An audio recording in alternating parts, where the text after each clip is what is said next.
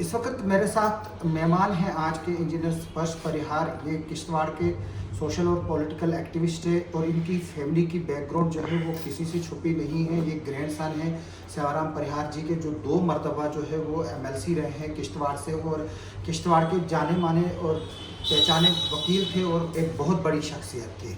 तो जो पॉलिटिकल इनकी फैमिली में थोड़ी देर के लिए जो है वो एक ठहराव आया था। अब शायद 40-50 साल के बाद वो पॉलिटिक्स जो है वो फिर से शुरू हुई है इनकी फैमिली से। और जो परिहार फैमिली है किश्तवाड़ की वो मानी जाती है। ये एक इंजीनियर रहे हैं स्पर्श परिहार, और दिल्ली में काम करते थे, लेकिन वहाँ से छोड़ के आए हैं, अच्छा जॉब छोड़ के आए हैं सिर्फ इस उम्मीद से कि वो किश्तवाड़ में जो है वो लोगों की खिदमत करे और जो वहाँ के जो लोग हैं और जो यूथ है उनको गाइड करे। अब हम इन्हीं से पूछते हैं कितना खुश हैं या कितना नाराज़ हैं, क्या इन्होंने हासिल किया और क्या जो है वो करना चाहते हैं। स्पर्श, क्या बताएंगे आप, क्या आइडियालॉजी लेकर आप जो है वो दिल्ली से किश्तवाड़ आए और क्या चाहते हैं आप करना किश्तवाड़ के लिए? देखिए आसिफ जी, पहले बड़ा शुक्रिया आपका, आपने वक्त दिया। मैंने किश्तवाड़ का जो मतलब पॉलिटिकल सिनारियो को समझा 2014 से पहले की जब हम बात करते थे, तो किश्तवाड़ के लोगों में एक निराशा थी कि वहाँ की डेवलपमेंट को लेकर, एजुकेशन पॉलिसी को लेकर, कि हमारे यहाँ डेवलपमेंट नहीं है, रोड नहीं है। अगर हम अपने पुराने फार फ्लंग एरियाज़ को देखते थे, पाडर, कुंतवाड़ा, तो एक होप आया था 2014 में जब एक नया एमएलए इलेक्ट किया था किश्तवाड़ की जनता ने। लेकिन बदकिस्मती इतनी हुई कि 2014 के बाद जो ये 7 साल गुजरे हैं, जो कि इनडायरेक्टली डायरेक्टली आप देखें सरकार भारतीय जनता पार्टी की है, इन्होंने रन किया, लेकिन बदकिस्मती ऐसी है कि 2014 के बाद के हालात जो है किश्तवाड़ में और बदले। नहीं, लेकिन मेरे मित्र जो सुनील जी है, जब मैंने उनसे पूछा था उन्होंने तो काफ़ी डेवलपमेंटल एजेंडा गिनाया, क्या क्या किया उन्होंने किश्तवाड़ में। आपको एयरपोर्ट मिल रहा है, सड़कें मिल रही है, ब्लैक टॉप हो रहे हैं, पावर प्रोजेक्ट्स मिल रहे हैं, आपको नौकरियां मिल रही हैं। शायद आपको नौकरी ना मिली हो तो इसीलिए सुनील जी को कहीं टारगेट तो नहीं कर रहे हैं। देखिए बिल्कुल देखिए, एयर स्ट्रिप की बात की आपने, मैं कहूँगा आपको कि ये 2020 में भी एक ट्वीट आया था डॉक्टर जितेंद्र सिंह की तरफ से। उसके बाद भी रिसेंट एक और ट्वीट आया डॉक्टर जितेंद्र सिंह की तरफ से, और हमारे जिनकी आप बात कर रहे हैं एक्स-एमएलए की, उन्होंने भी बड़ी दफ़ा कहा कि एयर स्ट्रिप जो है बहुत ही जल्दी किश्तवाड़ में बनने जा रहा है। लेकिन होता क्या है कि बनने जा रहा है, इम्प्लीमेंट होगा, लेकिन अभी तक वो इम्प्लीमेंट हुआ नहीं, काम शुरू हुआ नहीं। दूसरी बात, जब आप बात कर रहे हो पावर प्रोजेक्टों की, तो पावर प्रोजेक्टों पर किश्तवाड़ की जनता, और स्पेशली अगर आप किश्तवाड़ के यूथ से ये सवाल करोगे, तो किश्तवाड़ का यूथ जो है बखूबी आपको आंसर देगा कि वो कितने ज़्यादा खुश हुए हैं पावर प्रोजेक्ट। आप भी तो यूथ हैं, आपके खुश हैं? बिल्कुल टोटली डिसअपॉइंटेड। मतलब क्यों, आपको जॉब नहीं मिला तो तब? मैं देखिए, जॉब एक पर्टिकुलर इशू नहीं है। हम नहीं कहते कि आप हमको जॉब दो इंडिविजुअल, हम कहते हैं कि किश्तवाड़ के स्किल्ड और अनस्किल्ड यूथ जो डिजर्व करते हैं जॉब, आप उनको जॉब दो। हमने 1 साल पहले से जो है एक मुहिम चलाई। जब मैं किश्तवाड़ में आया, मैंने किश्तवाड़ के सिनारियो को समझा और मैंने देखा कि किश्तवाड़ में आज 5 पावर प्रोजेक्ट रनिंग है, बड़ी नामी ग्रामी कंपनियां किश्तवाड़ के अंदर है। लेकिन बदकिस्मती क्या है कि सिलेक्टिव लोगों को जो है यहाँ पर लगाया जाता है, those who are associated with the Bharatiya Janata Party और those who are having a great links with the हमारे एक्स-एमएलए के साथ। क्योंकि अगर आप देखो कि ठेकेदार, नहीं, ये इल्ज़ाम है कि आप वसूख के साथ कहते हैं, क्या इसके प्रूफ्स भी कल सामने आएंगे? नहीं देखिए, अगर आप एक जर्नलिस्ट है और अगर आप पावर प्रोजेक्टों में जाओगे, आप उनकी मैनेजमेंट या कंपनी की मैनेजमेंट या एचआर से सवाल करोगे, तो आपको बखूबी आंसर मिलेगा। आप देखो कि कौन लड़के लगे। पटेल इंजीनियरिंग लिमिटेड कंपनी आई, 2 दफ़ा उसने एक इंटरव्यू करवाया, एक एग्ज़ाम लिया उन्होंने एक होटल में, जो एग्ज़ाम था ही नहीं, जो प्रोसेस था ही नहीं। और जो एग्ज़ाम्स में बच्चे बैठे हैं, उनका ना रिजल्ट उन्होंने दिखाया, ना उन्होंने दिखाया कि एग्ज़ाम में उन्होंने रिजल्ट लिया तो आया क्या। उसके बाद दूसरी रिक्रूटमेंट उन्होंने निकाली छन्नी रामा में भी रिक्रूटमेंट हुई, उसका भी कोई प्रोसेस उन्होंने सामने नहीं लाया, और जो मर्जी आया, जिस मर्जी को आया उसको लगा डाला। यानी कि आपका कहना है कि जिसको बीजेपी की सर्टिफिकेट हो तो बुरी लगे। क्लियर है। देखिए आप, लेकिन लगे तो किश्तवाड़ की। अगर आप लगे क्या, 5% लोगों को लगाना आप डेवलपमेंट कहोगे? जहां अगर छत्तीसगढ़ में, यस्टरडे की बात है, छत्तीसगढ़ में 307 जूनियर इंजीनियर्स की रिक्रूटमेंट निकली, और 307 जूनियर इंजीनियर्स की रिक्रूटमेंट निकलने के बाद छत्तीसगढ़ के जो लोग हैं, जो यूथ है, उन्हीं को उसमें सिर्फ जो है एलिजिबिलिटी मिली है। लेकिन हमारे जम्मू कश्मीर की जब हम बात करते हैं, यहाँ पे हम एम्प्लॉयमेंट की बात करते हैं, हमारा डिस्ट्रिक्ट किश्तवाड़ हुआ, एनवायरनमेंट डिग्रेड हुआ, लैंड ग्रैब हुआ, लैंड उसके अंदर गया, कितना ज्यादा नुकसान जो है किश्तवाड़ के लोगों को उठाना नहीं, एनवायरनमेंट तो एक कंसर्न है, इसको मैं कहता हूँ, लेकिन अब तो यूनियन टेरिटरी है, यहाँ पर तो बाहर के लोगों को भी हक है ना लेकिन जाने का। केंद्र शासित प्रदेश बना, अभी आपने 80% देखा होगा का चैम्बर ऑफ कॉमर्स ने बंद की कॉल दी जम्मू की, क्यों दी? Because they are disappointed. नहीं, ये तो यही चैम्बर ऑफ कॉमर्स है जिन्होंने वेलकम किया था 370 डॉक्टर जितेंद्र सिंह जो हमारी कॉन्स्टिट्यूएंसी का मेंबर ऑफ पार्लियामेंट है, अगर आप उनका ट्वीट उठाकर पढ़ोगे, पिछला ट्वीट था, आप उनका देखना, उस ट्वीट में उन्होंने क्लियरली कहा था कि किश्तवाड़ के लोकल यूथ को पावर प्रोजेक्ट में एडजस्ट किया जाना चाहिए। जब किश्तवाड़ में पावर प्रोजेक्ट में डिजर्विंग यूथ नहीं होगा, यूथ खत्म हो जाएगा, स्किल्ड यूथ, तब आप बाहर से लड़कों को उठाकर वहां पर रिक्रूटमेंट हो। लेकिन बदकिस्मती ऐसी है कि सेलेक्टिव लोगों को लगाया जाता है। आप हर एक को देखो, एक स्टोरी आई है, नेशनल मीडिया पर स्टोरी आई, वसीम एक लड़का है जो मैकेनिकल इंजीनियरिंग मास्टर्स में करके AMI इंजीनियर है, लेकिन वो जो है बेचारा डिलीवरी बॉय का काम कर रहा है। क्या वो उसके अंदर इतना कैलिबर नहीं है कि वो किश्तवाड़ के पावर प्रोजेक्ट की कंपनी काफी खबरें आ रही हैं। हमने इंजीनियर्स का इंटरव्यू भी किया था, वहां पर उनकी तनख्वाहें भी जो है वो कम है, जबकि जो बाहर के इंजीनियर्स हैं उनकी तनख्वाह जो है वो ज्यादा है। क्या किश्तवाड़ सिर्फ पावर प्रोजेक्ट्स की पॉलिटिक्स का एक हिस्सा है? देखिए, किश्तवाड़ में जब मैं आपको एक पावर प्रोजेक्ट की बात कर रहा हूँ, जब पहले एक पावर प्रोजेक्ट आया था 90s में, जो जेपी का पावर प्रोजेक्ट आया था 84 में हुआ था, वो इंदिरा गांधी की बड़े बड़े कम, एक तो तादाद लोगों की पॉपुलेशन बड़ी कम थी, अवेयरनेस बड़ी कम थी, डिग्री होल्डर्स लड़के बड़े कम थे, उसके बाद भी 3500 से 4000 लड़कों को जो है वहाँ पर रिक्रूटमेंट मिली। लेकिन अगर आज आप सवाल पूछोगे ना, तो इनके पास आंकड़ा नहीं है। आप किसी भी यूथ को आप एक पब्लिक ओपिनियन करोगे, 90% यूथ जो किश्तवाड़ का है वो आप बेरोजगार। चाहते हो कि जो लगे हैं प्रोजेक्ट में उनकी लिस्ट को साझा किया? बिल्कुल, आप दिखाओ कि आपने कितने नंबर ऑफ कैंडिडेट्स को लगाया, और अगर लगाया है तो उनको किस एलिजिबिलिटी क्राइटेरिया पर लगाया। जो डिजर्विंग है, जो स्किल्ड है, जिसको जो नीडी वन है, आप उसको एम्प्लॉयमेंट क्यों नहीं देते? एनवायरमेंट जो है बिल्कुल एक कंसर्न है, करोड़ों रुपया जो है वो डंपिंग यार्ड्स के लिए जो है वो दिया गया है, लेकिन जो पावर प्रोजेक्ट्स की कंस्ट्रक्शन हो रही है वो सारा मटेरियल जो है वो चिनाब में जा रहा है, और हमारी जो चिनाब की मैरीटाइम लाइफ है वो भी ख़राब हो रही है, और जो हमारा इकोलॉजिकल बैलेंस है वो भी इन पावर प्रोजेक्ट्स की वजह से ख़राब हुआ। और मेरी भी इस इंटरव्यू के माध्यम से जो है वो रिक्वेस्ट है गवर्नमेंट की कि वो उसका एक रिव्यू ले, और जो ये पावर प्रोजेक्ट कंपनीज जो ईस्ट इंडिया कंपनी के नाम से जानी जाती है, जो ये कंपनियां हैं वो किस तरह से इस्तेमाल कर रही है हमारे रिसोर्सेज का, और फिर हमें किस तरह से बर्बाद कर रहे हैं। हम उत्तराखंड जो है वो बनना नहीं चाहते हैं, जिस तरह से होंदड़ में हुआ दचन में, वो हम जो है वो होना नहीं चाहते कि वहाँ पर स्पष्ट पिछले दिनों आप एकजुट से भी जो है वो दिखे। क्या आपको लगता है कि आज जो पॉलिटिक्स है वो कम्युनल लाइंस पे खेली जा रही है? जो आपने अभी बोला कि जो चैम्बर ऑफ कॉमर्स ने पिछले दिनों जो है वो बंद की कॉल दी थी, जिस वक्त 370 जो है वो तोड़ा गया था, उस वक्त तो वो खुश थे, अब क्या नाराजगी है? क्या 370 भी एक कम्युनल इशू था? देखिए, जम्मू संभाग के लोगों को क्या था, 70 साल एक डिस्क्रिमिनेशन वाली जो बात चली आ रही है कि 70 ईयर्स से जम्मू संभाग को इग्नोर किया गया, तो लोगों के अंदर एक होप था, लोगों के अंदर होप आया था बदलाव का। जम्मू संभाग के लोगों को लगा था कि 370 एब्रोगेट होगा तो जम्मू डिवीजन के लोगों को बेनिफिट होगा, यूथ को लगा था एम्प्लॉयमेंट पैकेज आएगा। लेकिन बदकिस्मती क्या है कि जब रिलायंस के 100 स्टोर आने की बात हुई जम्मू की, तो जम्मू का ट्रेड चल गया। लेकिन हम जब बोलते थे आज तक कि जब बाहर के लॉज यहाँ इंप्लीमेंट नहीं होते, 370 है इसको हटा दो, अब हट गए तो बाहर के लॉ लगेंगे, जिस तरह दिल्ली है वैसे यहाँ भी बनेंगे।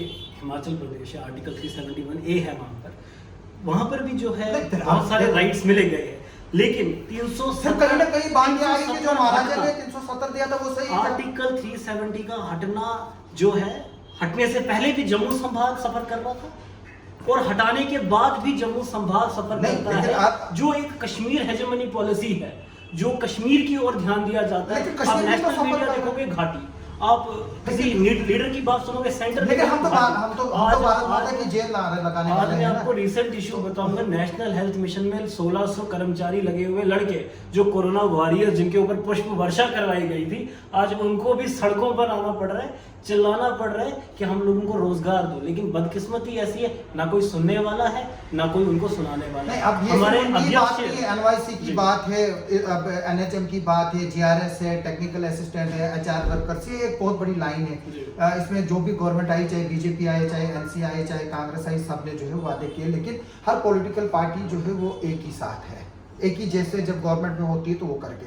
अब इशू ये है कि आपने एक वक्त में एकजुट का दामन थामा, तमाम लोगों ने 370 जब हुआ उसकी सपोर्ट की, तो अब पछतावा किस बात का है? देखिए, पछतावा मैंने आपको क्लियर कहा कि एक होप था कि जम्मू को कुछ मिलेगा, होप था जम्मू डेवलप होगा, होप था जम्मू के यूथ को एम्प्लॉयमेंट मिलेगी, होप था कि जम्मू को इग्नोर नहीं किया जाएगा।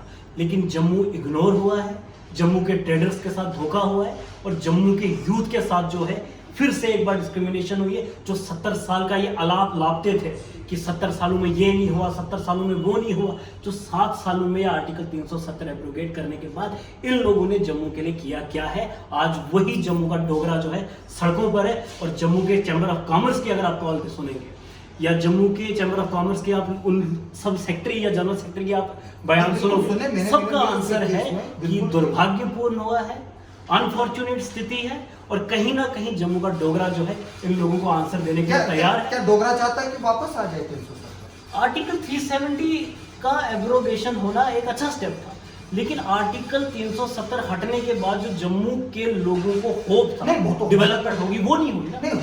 मल्टीनेशनल कॉर्पोरेशन कहाँ है? Where is the MNC setup?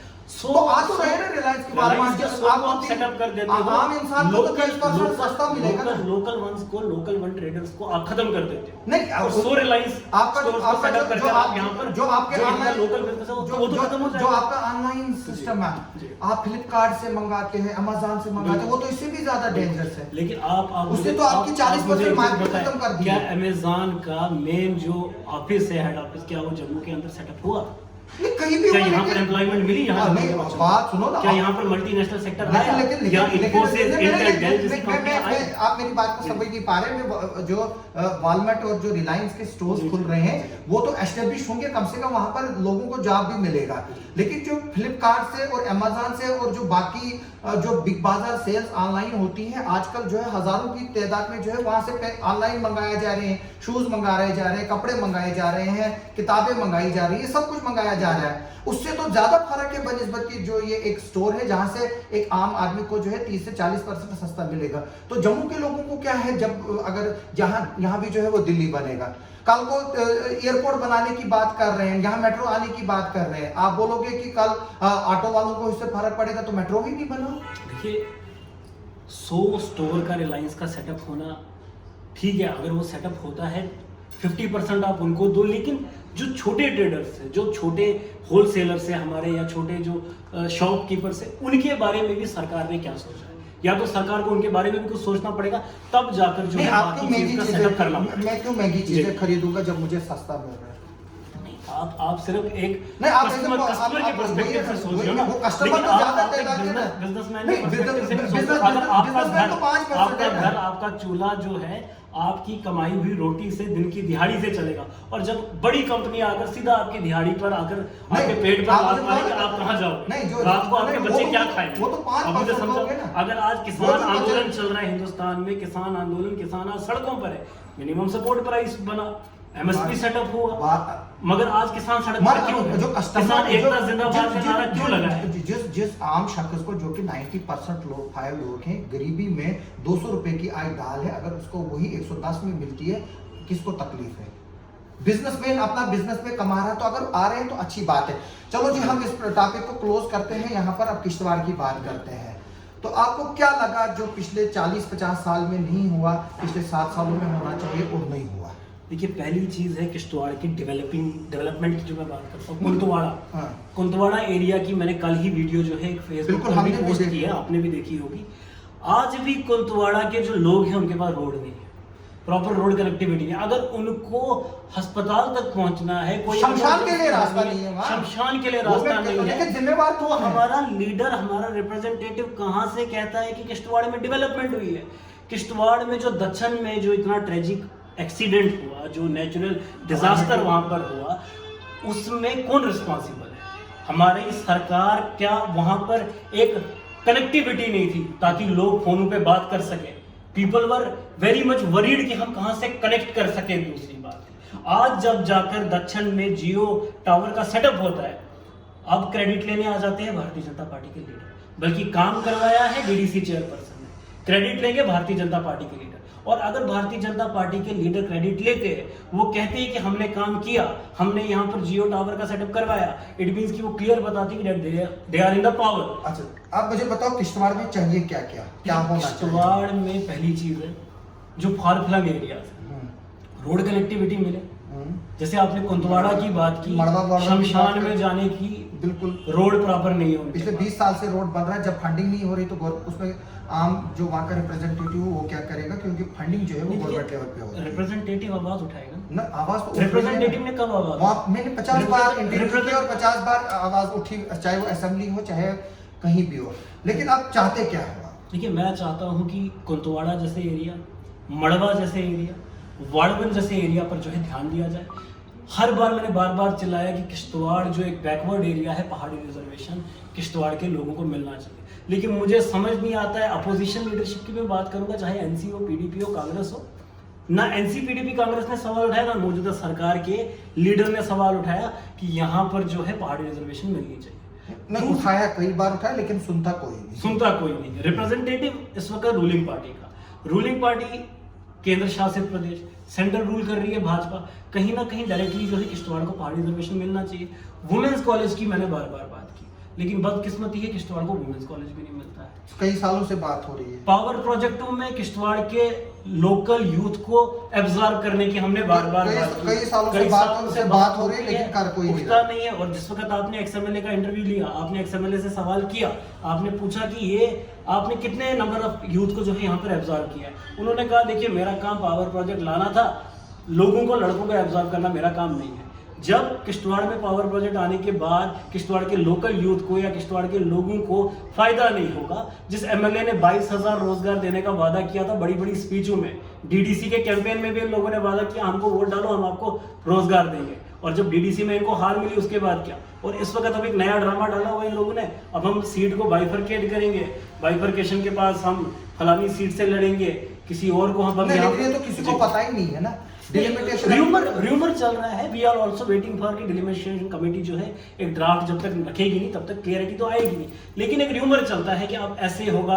एक रूमर आता था कि एक पॉलिटिकल एडवाइजर गवर्नर का कोई लीडर बनने वाला है। तो ये रूमरों से कुछ नहीं होगा। जिस फाउंडेशन से आप उठे हो, जिस किश्तवाड़ की जनता ने आपको ताजपोशी करवाई है, जिस किश्तवाड़ के लोगों ने 2014 में आप पे होप रखा है, अगर उस किश्तवाड़ की जनता के जज्बातों और सेंटीमेंट के साथ आप खेलोगे तो मैं समझता हूँ डीडीसी इलेक्शन में जो हाल हुआ है उससे बदतर हाल जो है आपको अपकमिंग असेंबली इलेक्शन में देखने को। तो क्या आप इलेक्शन लड़ने का कोई प्लान रखते हैं आपके ग्रैंडफादर के बाद?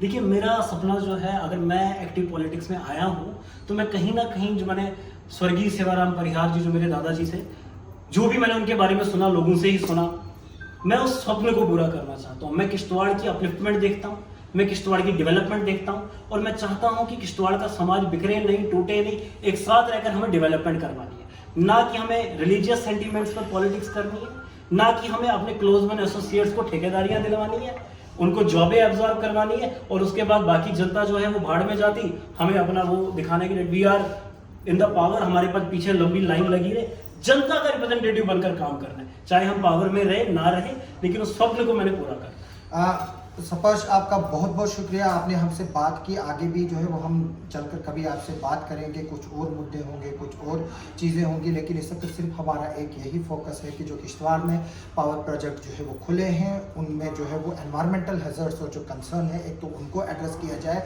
और दूसरा जो वहाँ के जो नौजवान लोग हैं उनको जो है इन पावर प्रोजेक्ट्स में नौकरी मिलनी चाहिए। आप सबका सुनने के लिए बहुत बहुत शुक्रिया। आप मेरे यूट्यूब चैनल को देख के बेल आइकन दबाएं और सब्सक्राइब कीजिए ताकि मेरे जो लेटेस्ट वीडियोज़ है वो आप तक पहुँच पाए। आपका बहुत बहुत शुक्रिया।